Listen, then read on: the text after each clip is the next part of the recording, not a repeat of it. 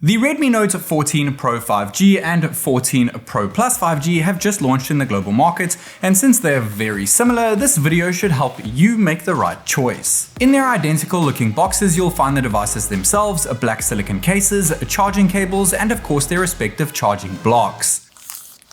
The Pro starts at €400 and the Pro Plus starts at €480, so there is a slight bump in pricing this year, but it was expected considering there are quite a few improvements. The Redmi Note series is one of the largest selling Android ranges worldwide, so I really doubt this year's pricing is going to affect those stats all that much.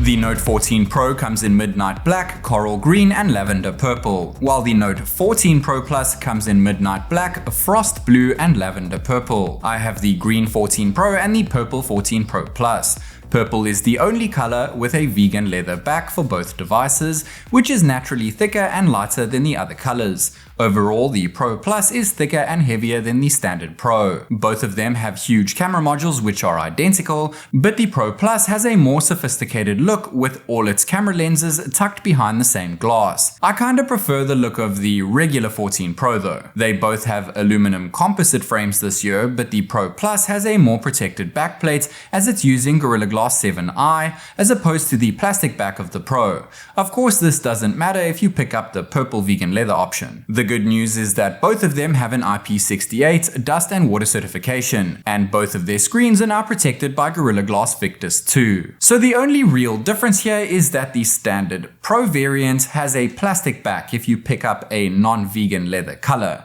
and oddly enough, their displays are exactly the same. Unfortunately, their always-on displays aren't always on as they only show for 10 seconds, but their actual screens are fantastic, with both of them utilizing the exact same 12-bit 6.67-inch Crystal Res curved AMOLED panel. But more importantly, they both have 1.5K screen resolutions with a peak brightness of 3000 nits. They also both have 1920Hz PWM dimming, 120Hz refresh rates, and 480Hz touch sampling rates. The only thing preventing their screens from being on a flagship level is the lack of LTPO technology, but you wouldn't really expect LTPO on mid-range devices anyway. Otherwise, their displays are right up there with the best of the best. Both devices support Bluetooth 5.4, NFC, Wi-Fi 6, and dual SIM 5G, and yes, thankfully, both of them have eSIM support. And in terms of software, they both ship with HyperOS 1 skinned over Android 14 out the box. I was really hoping to see Android 15 here though. I guess there's a bit of strategy here, since they offer 3 years of major Android software updates, meaning Android 15 would be the first of those updates. Either way, I hope to see it receive the latest update very soon. HyperOS is very neat software though. The settings menu is easy to navigate, the control center and notification panel are split up, the app drawer is categorized, you can customize the size of your folders on the home screen, and there are a few Xiaomi AI photo features such as the Razor tool, but only the Pro Plus gets AI productivity features like AI notes, recorder, subtitles, and more. Google Discover is still routed to the left of the home screen, we now have Circle to search, and of course there's now Google Gemini and Gemini Live. Hi, I'm Gemini. We're about to go live, where you can explore complex topics or ideas just by talking. Hi, I'm Gemini. We're about to go live, where you can explore complex topics or ideas just by talking. They both have larger batteries this year, coming in at 5110 mAh, but while the Note 14 Pro Plus sticks to the same 120 watt wide charging, the standard Pro gets 45 watt wide charging. The Pro Plus is the only one that benefits from a proper vapor chamber cooling system, and that's most likely because it has more power at its core. They both have the same LPDDR4X RAM and UFS 2.2 storage, which is honestly a bit disappointing, even for mid-range phones in 2025. But the Note 14 Pro Plus houses a better performing Snapdragon 7S Gen 3 CPU as opposed to the regular Pro's Dimensity 7300 Ultra chipset.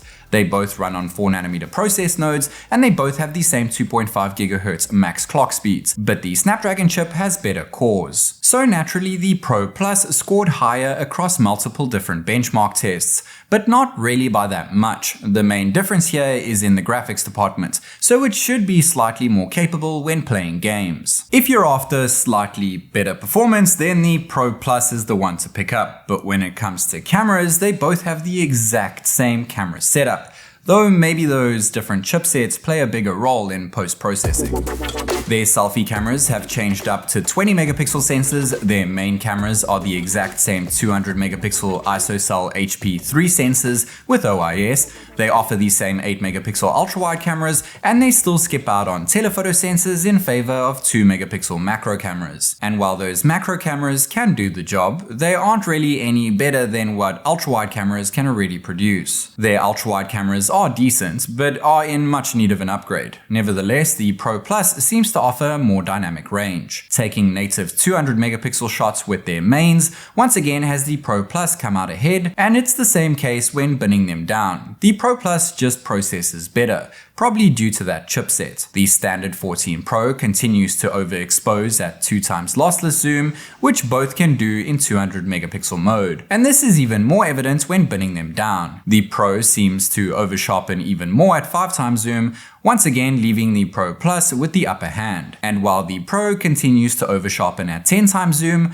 I tend to favor it in terms of detail. But at their max 30x zoom ranges, the Pro Plus comes out cleaner due to image smoothing. Portrait mode once again has me preferring the Pro Plus due to better tonal range and color accuracy, but when it comes to selfies, the regular Pro takes the better snap. It offers better tonal range and dynamic range, and gives off a more cinematic look when set to portrait mode. This pic was taken in my studio with all the curtains closed, and while it wasn't exactly pitch black, it was dark enough to not be able to see much with the human eye. Needless to say, they both brighten the scene up very well, but this time the 14 Pro Plus came out looking better in terms of skin tone, and produced the better portrait image too. In this dimly lit environment, the Pro Plus seems to expose more when using the ultra-wide camera, and the same can be said when using their main cameras, with the Pro Plus offering better color accuracy, exposure, and detail. This is even more apparent at 2x zoom, but the Pro Plus seems to start over-sharpening here. But this seems to help it achieve a lot more detail at a 5x zoom range. Unfortunately, they both still limit ultra-wide video to 1080p resolution at 30 frames per second,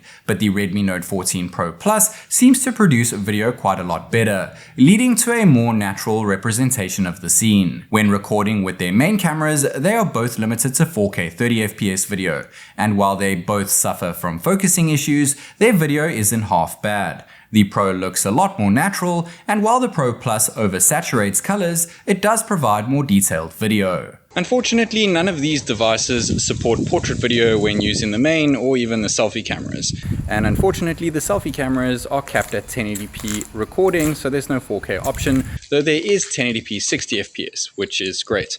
Either way, let me know your thoughts on their video and microphone performance. It's a pity that their selfie cameras lack 4K video, but they both do a decent job in a dim lit situation. However, the Pro Plus looks a lot better in terms of skin tone. Recording ultra-wide video in a darker environment has the standard Pro struggle a lot in terms of noise grain, exposure, and focusing issues. The 14 Pro Plus clearly produces better ultra-wide video here, and the same can be said when recording the same video but using their main cameras. They both struggle to focus properly, but the 14 Pro Plus offers better overall exposure and detail. So while they both offer the exact same camera setup, the more advanced chipset found inside the Note 14 Pro Plus does seem to offer better post-processing.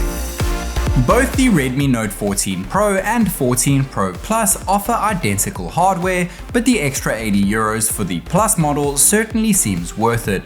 It has better glass protection on its backplates, offers more AI features, faster charging, better cooling, and has the better chipset, which certainly makes a difference when it comes to taking photos and videos. But other than that, they are exactly the same. If the extra upgrades don't seem worth the extra money, then the standard Note 14 Pro is still a fantastic phone. Let me know which device you prefer in the comment section down below. As always, this is TechNick, and I'll catch you in the next one.